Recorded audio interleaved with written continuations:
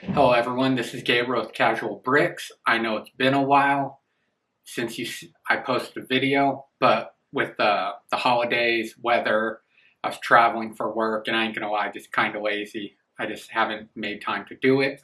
But I figured if Hot to a Girl can make her come back, I might as well post a video as well. So for this video, I'm going to take you on a tour of my Lego room since it's been well over a year since I did my last tour. And during that time, and during my break here from YouTube, I actually used that time to clear up all the Lego sets off my floor. I made some extra shelf space by trading out 18 Lego sets I had. There were some old DC superhero sets and some Technic sets. And with that, I actually got 2 new architecture sets that I was wanting, Sydney Opera House and Falling Waters. But most importantly, that freed up space on my shelves that allowed me to add some of those sets from the floor to the shelves. Now with this tour of my Lego collection, I'm actually not only going to show you the Lego room, I'm going to show you the rest of the house where the Lego collection has spilled out to, as well as several other areas which are key to my Lego collection, which is storing the instructions and spare parts, as well as storing my Lego pile. But before we get into the Lego tour, if you like what you are seeing, please hit that subscribe button and help me reach my goal of 650 subscribers. I have 637 Lego sets registered with Bricks Economy. 534 of those sets are retired. There are 1,805 minifigures and 434,000 pieces, and this all has a retail value of a little over $38,000. I started collecting back in late 2010, so we're going on just 15 years here. That is roughly $2,500 a year if you break it down by years spent on Lego. Obviously, some years I spent more money, and when I was in the military, I definitely spent less money on Lego. Now, keep in mind, while that retail value might be over $38,000, that does not mean that I have spent that much. Some of the sets were gifts for Christmas or my birthday. Some were purchased with insider points, and others were free gift with purchases, but still register as sets on Bricks Economy. And I should mention, in addition to the 1,805 minifigures, those are the minifigures that are accounted for within all my registered Lego sets. I should mention I have probably well over 150 additional minifigures from the CMF or that individual minifigures that I've just purchased over time, and I do not register at all. They're just kind of there in my room, and that does all this does not include all the poly bags and that I keep or the extra sets that I have. I don't register those because I don't really consider those part of my collection at all. Okay, so the first collection we're going to look at here in the Lego room is the Harry Potter collection. It is by far the largest collection I have out of all the Lego themes. And currently I have 99 sets, and this is spread across 6 shelves here in the Lego room. So here in the Lego room, on the left side of the Lego room, I have 2 shelves dedicated to Harry Potter, as you can tell. Across these shelves, I have the Diagon Alley set, also the Hogwarts Castle, the big one, and then spread throughout, you'll see Brickheads, the large minifigure builds, also the CMF collection series for Series 1 of the Harry Potter CMF, and Series 2 for the Harry Potter CMF. And part of this shelf collection has the original Harry Potter sets that I bought when I first started collecting back in 2010 and 2011. So here is the Hogwarts Castle. Here is the Diagon Alley from that time. And I believe this is one of the very first Harry Potter sets I ever bought, which is just freeing Dobby, because it's a $10 set, and at the time that's what I could afford. And then the Burrow right here.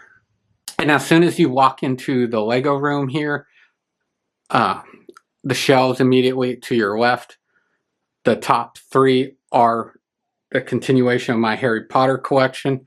As you can see on these two shelves right here, I have the modular sets for the castle from 2018 and then I believe 2022. And then smaller sets such as Hagrid's hut, McGonagall's chessboard, and the Burrow. Not the latest release, but another release of the Burrow. And up here on the top shelf, as you can see, this is where I have some of the newer sets I've bought. Another Quidditch trunk, the Forbidden Forest, the Hogwarts banners. They're stacked behind each other.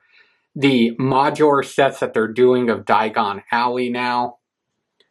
And the Black Lake Tri-Wizard Tournament Task 2.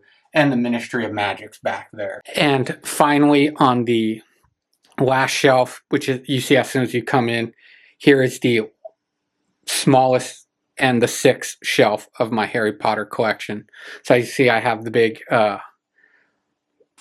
Hogwarts Hedwig icon set and Grimmauld Place, Shrieking Shack, and the Hungarian Horntail. So below the Harry Potter shelf, I have the car shelf here, or what I call the car shelf, because it's where I have all the automobiles and some little stunt bike motorcycles.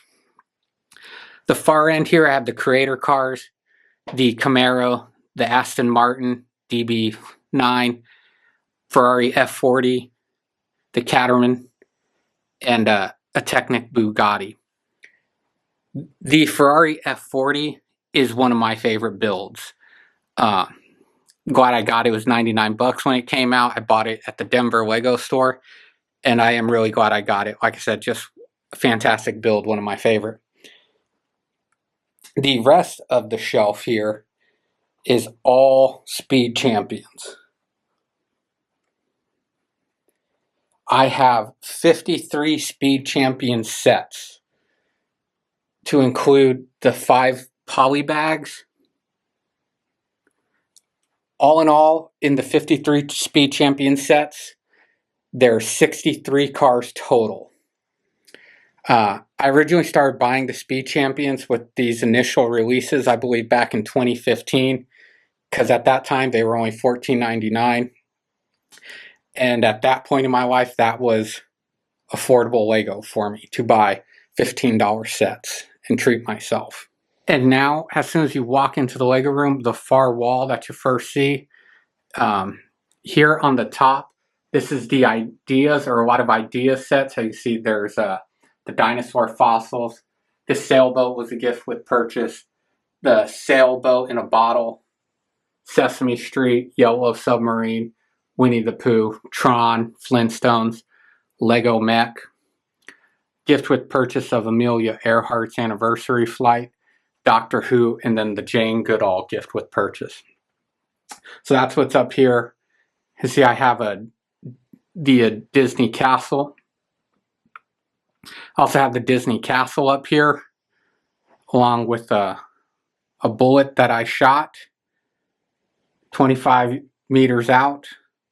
I did have an EOTech on, but still, I was pretty impressed with it being a non-combat arms guy. Anyways, here's another favorite set of mine, Sydney Opera House. That was probably my first expensive set that I ever bought. I bought it in 2016. It was $350 at the time, which is quite a chunk of change for me. And then here is the Haunted House, which is part of the Fairgrounds collection. And up here in the window, I have kind of the camping and outdoor set. So I have the Lego Treehouse, A-Frame, and the bait shop, or the bait store, which was an idea set as well, along with the treehouse. And these bottom 3 shelves here are the DC Superheroes or Batman collection. As you can see, I also bought some Lego comics, or excuse me, I also have from DC Comics the Lego covers. I believe those came out in 2015 as well. Huge fan of Batman ever since I was a kid. and saw Tim Burton's Batman back in '89. So I have the Batmobile and the Batwing from that movie, as well as the tumbler, which was a Christmas gift back when it came out. That was the first release of it from The Dark Knight. And down here, you see brickheads, these little micro racers, Lego Batman Series 1 and 2, bunch of small polybag builds, these new releases of the '89 Batwing and Batmobile, and then the Lego Batman movie sets down here on the bottom shelf. Down here on the floor, I have the Technic Supercar sets. The very first one I got was the orange Porsche GTR 3, followed by the Bugatti Chiron, the Lamborghini, and then the Ferrari. I get every supercar set that comes out, so I will be getting the McLaren, I believe that was just released. I'll just get it eventually, because these sets do cost quite a bit. The cheapest one was the first release, the Porsche, which was $299. They've only gone up since then. So on the bottom shelf here beneath the cars is the Modular Buildings. I have 12 of them. I've gotten them every year since 2011. I haven't gotten the latest release of the Natural History Museum, but I will be getting it. These are one of my favorite sets to get. So, see, I'm a big fan. I got them all connected, and I have them according to the year of the release. And in front, along the street, I also put extra little sets that I got, such as the electric car, the Land Rover Defender, extra police vehicles, the gut trucks, such as a slushy machine, an ice cream truck, and the gift with purchase, that was a moving truck. So I'll set out extra little sets here, kind of making a street. On these IKEA shelves here in the middle of the Lego room is where I keep some random sets and also the architecture. That's the big one. As you see, that's these two shelves here in the middle. I have 43 architecture sets, and these kind of were also the start of the Lego collection when my wife got Farnsworth House right back here. And since then, I always get just about every architecture set that comes out. Himeji Castle, I got it, but it's on the floor here. Oh, actually, I got it over here. When I got rid of those 18 sets, I managed to trade for the Sydney Opera House and Falling Water, which is actually out on my shelf outside the Lego room where the instructions are waiting to be put away. And also I want to note that I have every single Skyline set. As you can see, they're all here. I'm not sure how many sets that are in total right now, but I have every single one of them. And here are some more architecture sets. The Statue of Liberty, Burj Khalifa, and then the Taj Mahal, which this is actually one of 3 Taj Mahals. I have this one. I have the Creator set here on the top. And then there's also this mini Taj Mahal, which I was able to buy with insider points. And then here I also have the 2 Simpsons sets, the Quickie Mart and the Simpsons house. Those sets were $1.99 a piece. Those are the only Simpsons sets that came out. And they are really fantastic builds. And as a Simpsons fan, I was so glad when Lego came out with these. They also came out with the CMS Series 1 and 2, which I also have. But here are the Simpsons sets. Only thing that has me worried is the brittle brown with the roof here on the Simpsons house, and if those are going to start cracking at any point. Here is my space sets. specifically US space program sets. So you have the International Space Station, Apollo 11, the Discovery Shuttle, along with the Hubble telescope. And then there was an idea set here for women in NASA. And then also some smaller little spaceships and builds. And here on these shelves we have the Star Wars collection. I'm not a huge Star Wars fan, but they do have some cool sets, so I have a few of them. I like these dioramas, so I have several of those. I have the UCS sets, most of them. I have the Millennium Falcon right here, the Imperial Star Destroyer, and then underneath there are polybag builds and this little Executor, which I thought was a really cool build. And on this small shelf on the floor, I have the Roman Colosseum. While not the greatest build, it's probably one of the coolest sets I have. I did a video on it about Roman's history with violence, and it just really turns a lot of heads. So it's a really great set. And next to it's the Disney 100 camera. Going up, see, I have a Voltron, the Ideas typewriter, and the two Lego sets that are of Lego stores. And these little car builds. There's a Harry Potter set, and then I got my Disney shelf. So I have the Disney train station, the mini castle, mini haunted house, Steamboat Willie, and the Up House. Moving up from the Disney shelf, this has become my space shelf. I'm really becoming a fan of the space theme, especially the classic space theme. I first saw this Galactic Explorer. I didn't care to get it, but I went ahead and got it, and it's quickly become one of my favorite sets. I just think it's such a cool throwback and retro set. As you see, I have a Blacktron spaceship, which was a gift with purchase, and then these smaller gift with purchases, which are all space themed. So I am becoming a fan of the classic Lego space line. So we're done here in the Lego room. I'm going to take you outside the Lego room to show you the other portions that have become a pivotal part of my Lego collection.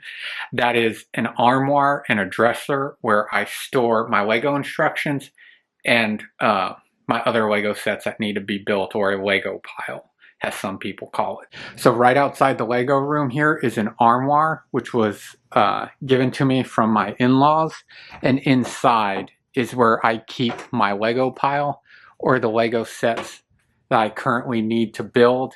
As you can tell, I have the Batcave, the Blacktron Renegade, NASA Artemis space set, and I think I forgot, the Mona Lisa. And then several gift with purchases up there on the top. I also have spare figures and minifigures from the Advent calendar set, sorry about that, and some spare parts that I bought to help build flooring and base plates to stand up all my extra minifigures. There is a gift with purchase blanket that I got probably 2 years ago. I had 4 of them. I've given 3 away as just to people visiting that are Lego fans. Shout out to them if they watch this and give a thumbs up. And then here on the bottom shelf, I have my Harry Potter Advent calendars. Like I said, I've gotten every single one of them. And then over here to the right are more gift with purchases and spare Lego sets that I've gotten over the years. As you see, there's quite a few gift with purchases. I have a couple gems in there, such as the Harry Potter dorm room, the Gringotts Bank. I have multiple of those. And then some Speed Champion sets that were given to me as gifts.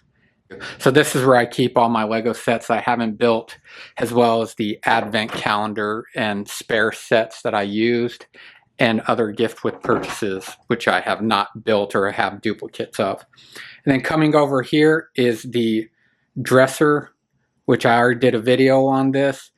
Inside this dresser is where I store all my Lego instructions and then extra pieces and other little things like that related to Lego. But here on the top is where I keep my built sets that have not found space to put away. As you can see here, I have Lego Rivendell. That's been on there the longest. I really need to figure out an area for that. I also have a light kit on that, which really makes it pop and look good. I did a video on that. Then there is Falling Water, which I just got not too long ago when I traded for those 18 sets. Just built this Lego delivery truck.